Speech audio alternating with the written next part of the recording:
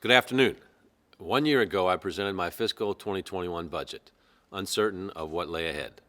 We didn't know the impact of COVID-19 on our health. We didn't know how our city, state, country, or world would be impacted by restrictions put in place to prevent the virus's spread. We didn't know when it would end or where we would be when it did. And we did not yet see the demonstrations for racial justice that would roil our city and the country. I presented the budget virtually then, just as I'm doing today. But today, we know so much more, enough to give me great hope. We're seeing a limited return of more in-person events because we've vaccinated more than 330,000 Louisvillians, edging us closer to herd immunity. We need to vaccinate about 150,000 more people to reach the stage where we can hopefully take off our mask and gather safely in public and private. And we continue to press forward with our work on racial equity. So today, I present a budget that provides a roadmap out of 2020 and into the promising and exciting next stage of our city's history. And that future won't look like the past we left. We've learned important lessons that must inform the decisions we make moving forward. It's a time-tested truth that to survive and thrive, we must adapt and evolve. And we will do that while holding on to our shared love for community, each other, and the values that define the character of our great city. One of those values, as you've heard me say before, is compassion, the work we do to help other people's human potential flourish. It's an action word and a value that we must never give up on, especially when times are tough. Compassion fuels our annual Give-A-Day celebration of service and volunteerism. Last year, COVID forced us to cancel Give-A-Day. This year, we celebrate its 10th anniversary with a month-long festival of giving back and paying forward, of individual and community projects throughout our city, often reimagined to accommodate COVID protocols. Compassion builds our social muscles and helps us become a stronger and more connected and resilient community. Obviously, the last year has tested us. COVID-19 has claimed over 1,000 lives in our city alone and prompted an economic downturn that has had a devastating impact on individuals, families, and businesses. Gun violence continues to claim far too many lives, and the tragic killings of Breonna Taylor, George Floyd, and too many others at the hands of law enforcement have further shaken our nation's confidence in institutions designed to protect its residents. I hope Tuesday's just verdict in the trial of Derek Chauvin brings some measure of accountability, justice, and a sense of hope to our country, especially to Black Americans who have experienced generations of trauma caused by an inequitable justice system. It is long past time for America to make good on years of unfulfilled promises and truly reimagine public safety and address racial inequities in all the systems meant to serve and protect all people, especially communities of color. That's our commitment here in Louisville, and the city budget is one vehicle for us to make good on that commitment. So we must ask ourselves, what are we doing to build on the economic growth we're starting to see and to remove the barriers that keep residents from reaching their full potential? Are we moving fast enough to make our city one of equity? Are we investing enough and involving people enough in the decisions that impact them? And how do we take advantage of the historic opportunities we have right now to meet the challenges of this moment? Those questions are central to this budget proposal. Because as President Joe Biden has said, quote, "Don't tell me what you value, show me your budget, and I'll tell you what you value." So let's start with some background. While we have no shortage of challenges, our financial picture is significantly improved from what we feared we'd be facing when we were in the depths of the pandemic. It turns out that our mix of revenue has been a relative strength for us. Unlike some cities that are more dependent on tourism tax revenues or natural resource usage, payroll and corporate profit taxes make up about 60% of our city budget, and revenues from those sources are coming in higher than originally projected. That's partly because our core business sectors, including logistics and health and aging innovation, have continued to do well even during the downturn, and other industries have held steady or are starting to recover. In addition, our budget is strong because my team has, from the beginning of our administration, focused on innovation and efficiency.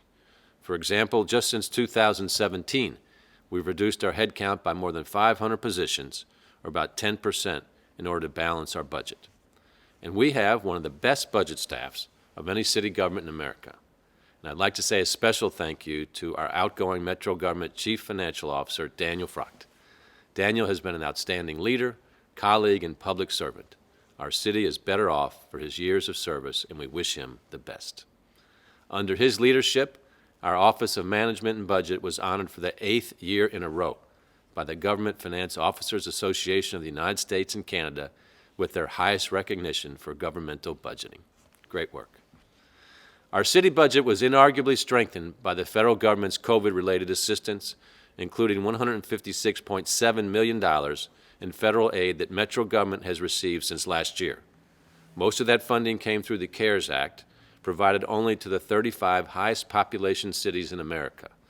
Louisville qualified for that funding because of the decision made in 2003 to combine city and county governments, which resulted in today's population of approximately 775,000 people. That was the right idea in 2003, and we are still seeing its benefits. Federal COVID-related funding will continue to strengthen our city's finances. The budget I present today was crafted with the knowledge that soon we'll be receiving more than $430 million through the American Rescue Plan, or ARP. The first half of the money will arrive around May 10th, with the other half a year later. These funds must all be spent by the end of 2024. Washington is still determining eligible expenses for the ARP funding, so we did not include those funds in this budget proposal. When the guidelines are clear, my team will work with the Metro Council to determine the best way to leverage this highly unique opportunity and take ideas we once reserved for someday and turn them into reality now. And while the $430 million we expect is a great deal of money, it's not nearly enough to solve all of our challenges. For example, Metro has over $2 billion in deferred maintenance costs alone. But this money is a good start. So we'll use this rare opportunity to address critical priorities with a racial equity lens in areas like education, workforce development, public safety, broadband, and climate, as well as key infrastructure projects. And that should lead to significant growth in the building and construction trades, which we hope will get an additional boost from President Biden's proposed American Jobs Plan and the American Family Plan. Thanks goes to President Biden, Vice President Harris, and our own Congressman John Yarmuth for their tireless work to provide us with the resources necessary to support vaccination efforts, assistance for small businesses, schools, and community-focused nonprofits, so we can mitigate the impact of COVID-19 and, yes, build back better together. This one-time influx of federal funding provides us with both opportunity and responsibility. We will plan, implement, and invest every dollar with efficiency, accountability, and transparency. That's why we're working with Accelerator for America to set up our own Louisville Accelerator team to convene leaders among our business, nonprofit, foundation, faith, and other partners to ensure our priorities and our resources are aligned and leveraged for maximum benefit. We're one of only 6 cities in America chosen for this program, and we're confident it will help us maximize this generational opportunity. Because now is the time to be bold in our planning and investments. Numerous economists and bankers are optimistic on the future of our economy. Citing the vaccines and federal stimulus, J.P. Morgan Chase CEO Jamie Dimon earlier this month predicted a U.S. economic boom that could easily run into 2023. Locally, we're also seeing positive economic signs, including a pickup in tourism and investment. Spirit Airlines service is launching 5 new nonstop routes from our Muhammad Ali International Airport. Downtown hotel occupancy is up. Bourbonism is enjoying spirited growth, and the Grady Hotel and the Cambria Hotel will be opening soon downtown, along with targeted investments from our community-led downtown revitalization team. The Norton Healthcare Sports and Learning Center opened its state-of-the-art track and field facility at 30th and Ali, and its calendar is quickly filling up with bookings. On the manufacturing front, Germany-based Wieland just moved their North American headquarters to Louisville, and GE Appliances continues to expand. And we are seeing many of our local tech companies like El Toro, Untitled, DPL Financial, Capture Higher Ed, and eBlue Solutions grow and expand. But real economic success means a recovery for everyone across the income spectrum. Our core business clusters must thrive for us to reach that goal, and we must align and build our digital workforce skills to accelerate our growth. Here's a proof point. I mentioned that payroll taxes have basically been flat. That's good news, since they were projected to decrease. But when we look closer, we see that while people at the top of the earning scale are doing well, some better than before the pandemic, people at the lower end of the income scale are struggling with lost jobs and housing, reduced income, and food insecurity. COVID-19 has not just laid bare the existing inequities and inadequacies of our economy, it's accelerated troubling trends and left too many people with too few options. It's vital we create economic opportunities for more Louisvillians. One crucial piece of this work is supporting small businesses, the heart and soul of our city, and collectively, our largest employer. Our Louisville Forward team has been helping small businesses for years, and certainly that support, coupled with federal funding, has helped many of those businesses survive this past year. This budget furthers our local commitment to small businesses with $2.7 million in small business assistance and $1.5 million into our Metco loan program. The tech workforce is another critical area we're developing. This budget invests $350,000 in our Future of Work initiative with Microsoft, furthering our depth in artificial intelligence, the Internet of Things, and data science. Future of Work also offers free technology training programs, and along with our highly successful Code Louisville program, is key to expanding our workforce development strategy. We're doubling our investment in Code Louisville, which has now helped about 600 people find careers and earn family-supporting wages in our city's growing tech industry. Part of our strategy is to invest in programs that have proven results. With our increased funding, we can scale these programs and increase their impact on individuals and families. So we're proud of these efforts, but we know we must do more to improve the economic prospects for our city and our residents.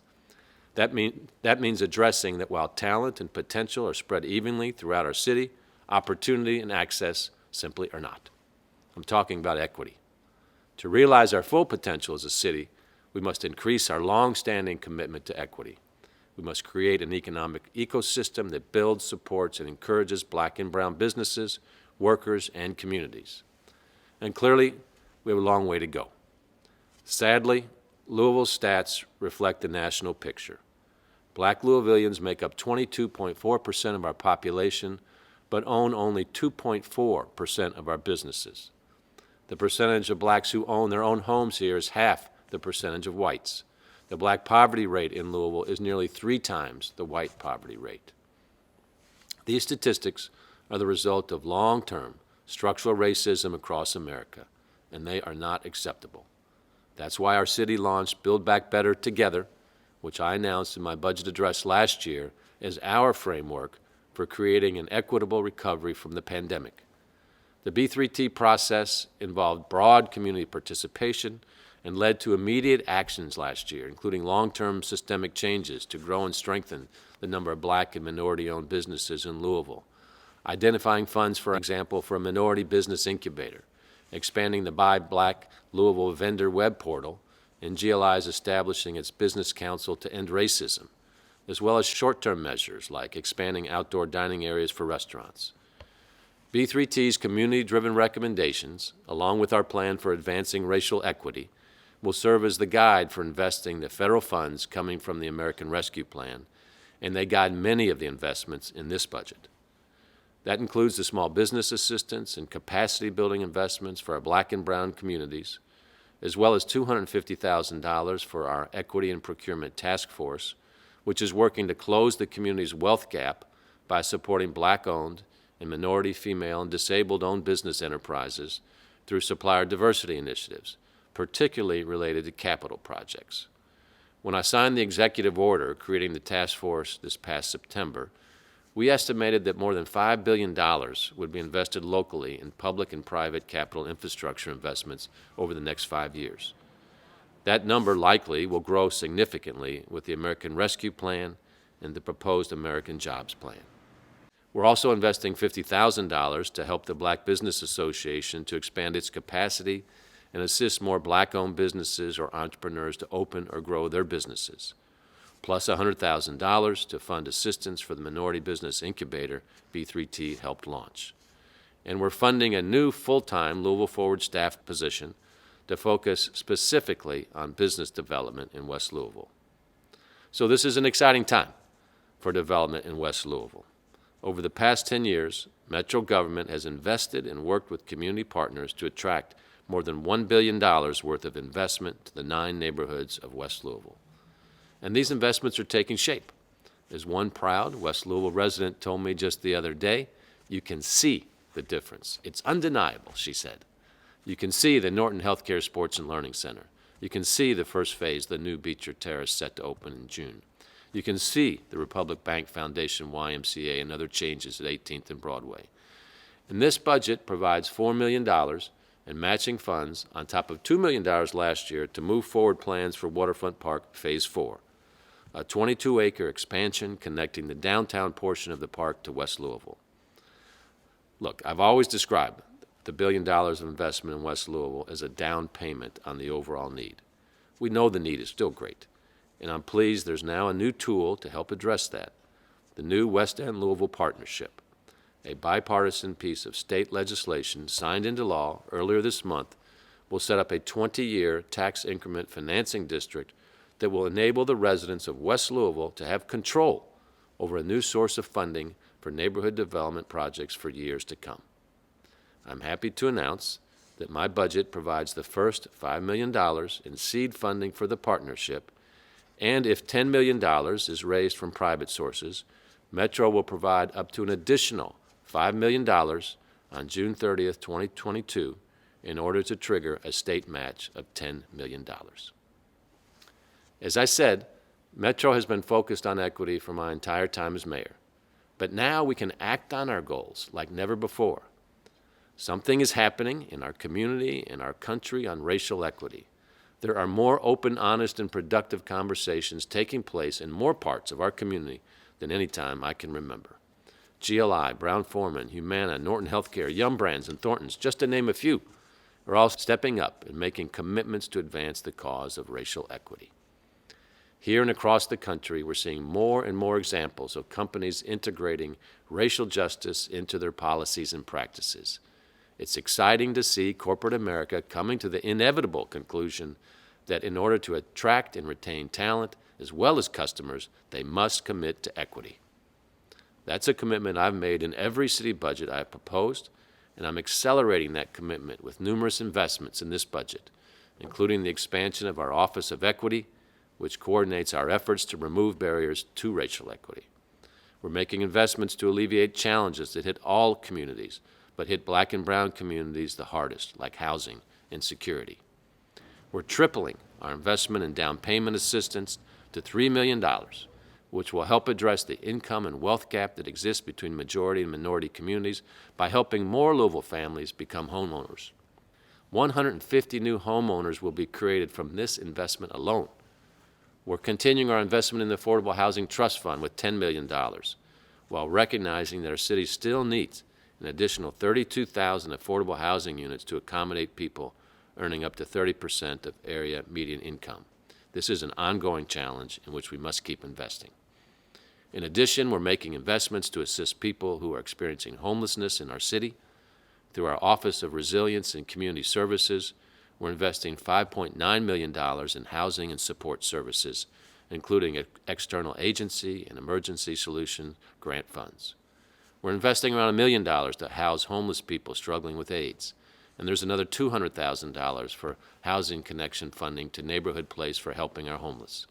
That's on top of the $1.7 million annualized that we directed toward homeless and housing services as part of the mid-year budget adjustment in January. All of these are critical investments that will make it possible for more people to leave the streets and find the safety and security of a home. Beyond that, we're excited about the recently announced $11 million in additional funds we'll receive through the U.S. Department of Housing and Urban Development's Home Investment Partnerships Program.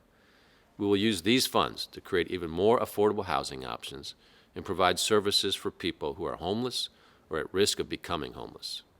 And we expect additional funding for eviction prevention services through the ARP and the state so we can help more people stay in the homes they have now. As part of our equity work, we're also expanding broadband through a fiber network, and we've reopened our libraries and community centers, which provide services that many of our low-income neighbors depend on for information and internet access. This budget also funds an exciting change at our libraries. During the pandemic, we stopped collecting fines for overdue books and materials. This budget makes that change permanent. Libraries around the country have eliminated overdue fines, finding that they don't really impact when people return materials, and that eliminating overdue fines doesn't lead to more unreturned materials.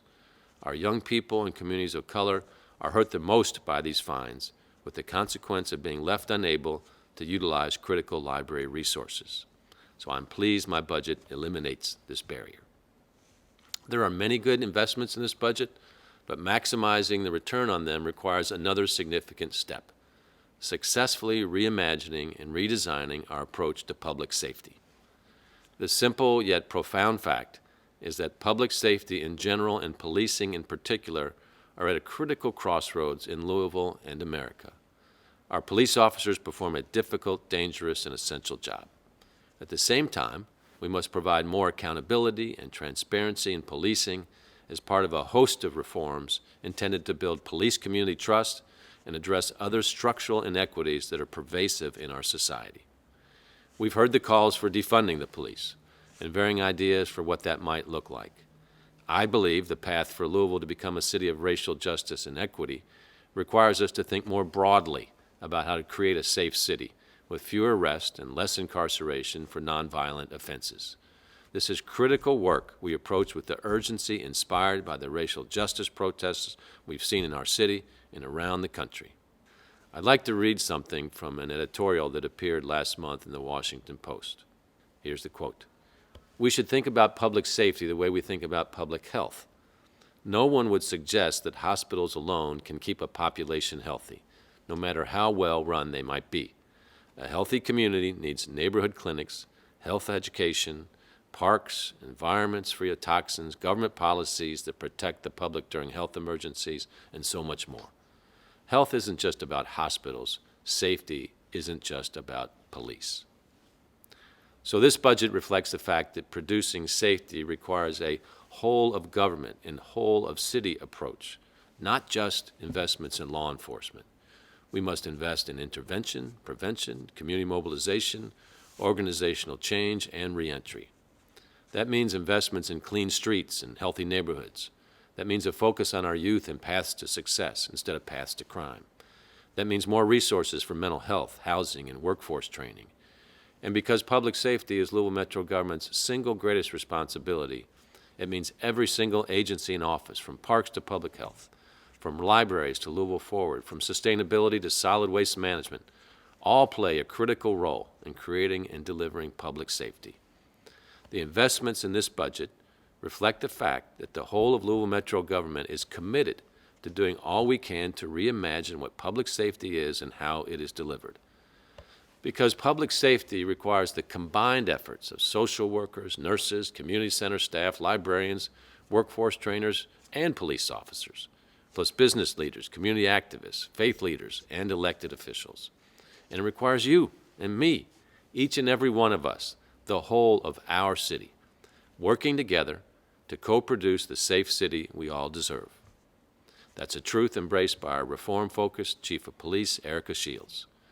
She and her team are implementing recommendations from Hillard Heintz's top-to-bottom review of LMPD, plus numerous others.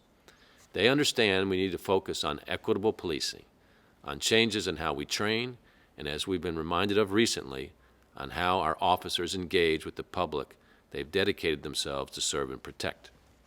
Our independent civilian review and accountability board is now in place and is in the process of selecting the right person to lead the Office of Inspector General.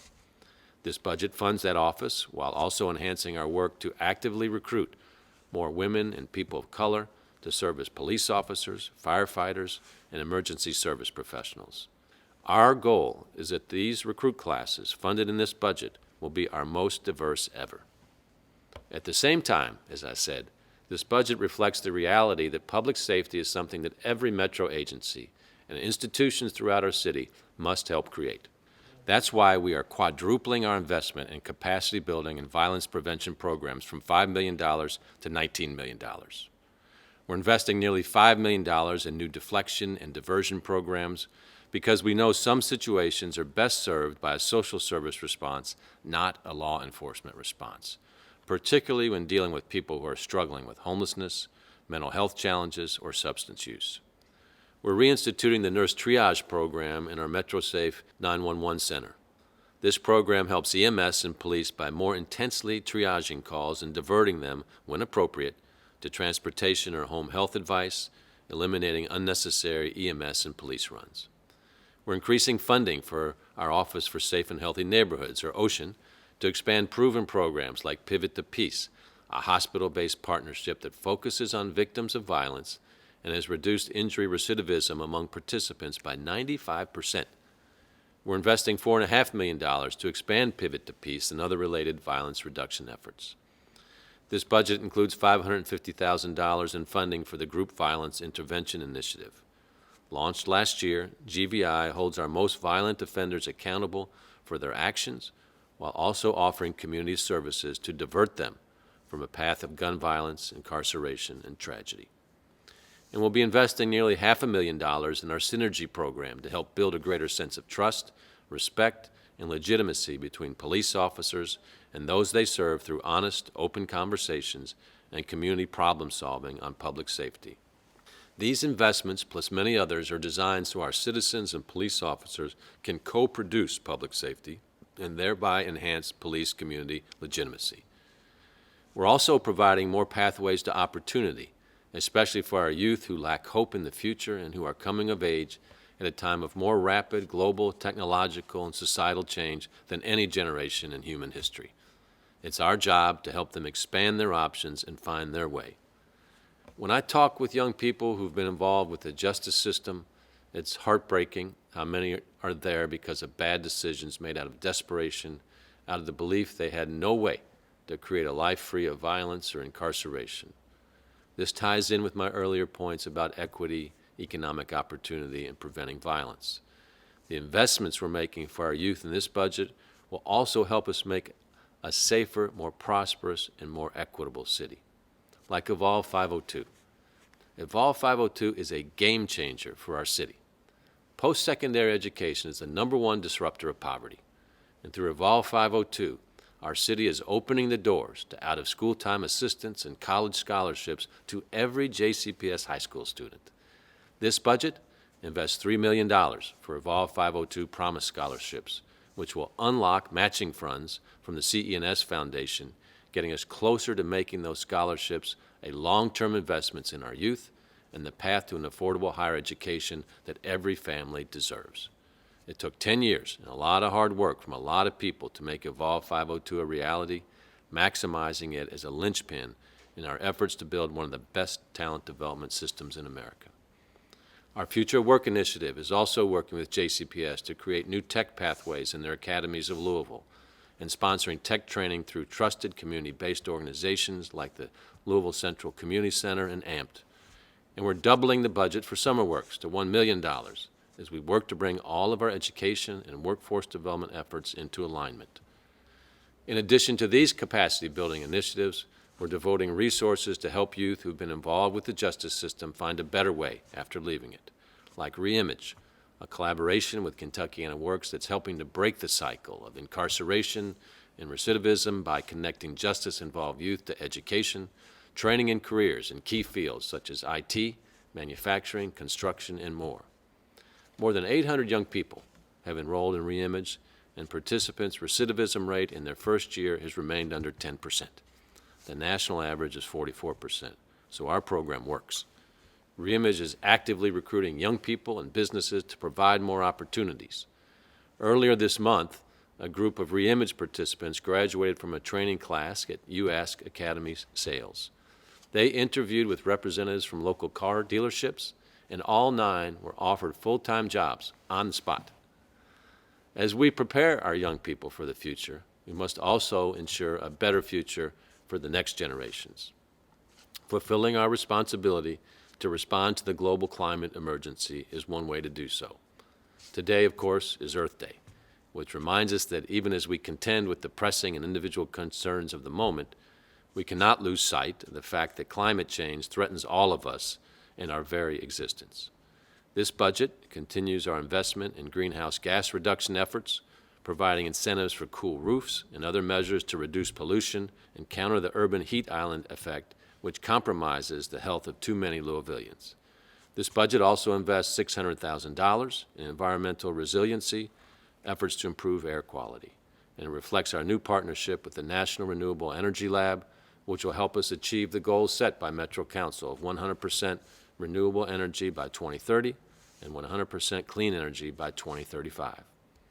I'm also happy to announce that our city will be going to all LED street lights over the next 5 years as part of our recently concluded negotiations with LG&E. And as further evidence of our commitment to sustainability, I'm proud to announce that I will be issuing an executive order that prioritizes the purchase of electric and hybrid vehicles, green equipment, and necessary infrastructure to support Metro government's transition to electric vehicles. Of course, protecting our environment also means preserving, and when we can, expanding our city's green spaces. This budget funds projects in Elliott Park and Chickasaw Park, and in both of these, we're working with Olmsted Parks Conservancy, a tremendous partner, through a matching fund program, which adds value to the city's investment. We're also funding tree planting, park cleanups, the continued growth of the Louisville Loop, Newburgh Park, the Southwick Community Center, Russell Lee Park, Hayes Kennedy, and Champion Parks. Waterfront Phase 4, as mentioned, and the next steps for the Shawnee Outdoor Learning Center. We'll also invest in expanding efforts like our Clean Collaborative, which is helping revitalize our roadways and our neighborhoods with graffiti removal and with the upkeep of vacant lots, which is both a beautification effort and can contribute to public safety as well. And on the subject of beautification, I've always said that arts are the soul of our city, and this budget also invests in new public art projects.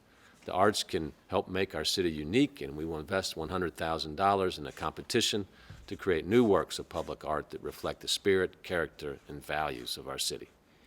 And to implement and make all of our investments successful, we will continue to lean on the sustained excellence and dedication of our Metro government team, the 5,000 public servants who devote themselves to our city every day. In a historically difficult and demanding year, our Metro team has worked long hours and fought through challenges and uncertainty day and night to serve our city.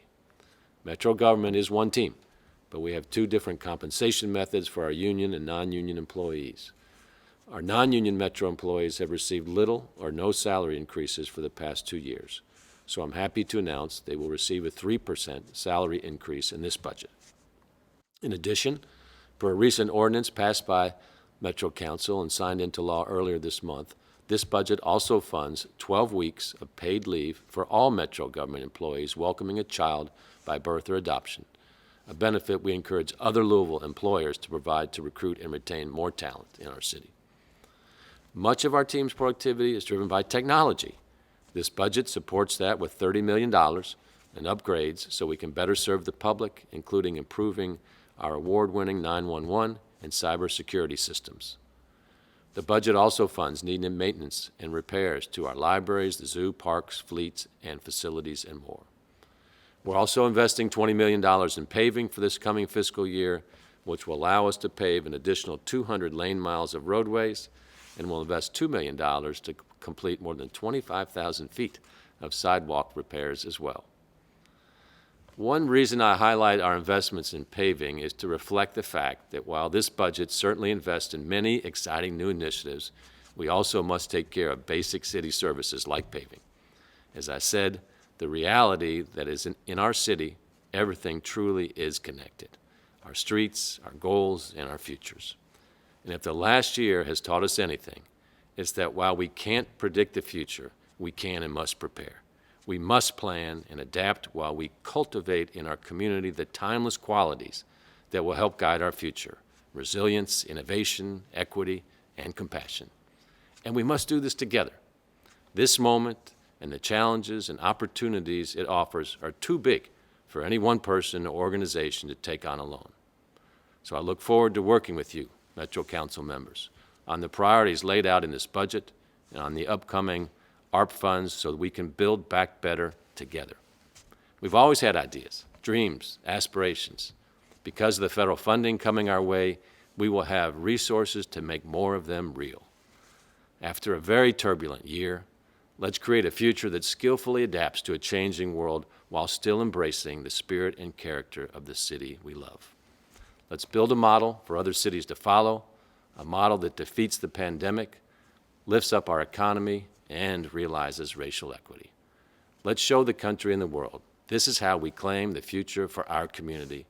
This is how Louisville moves forward, together. Thank you, and God bless the people of Louisville.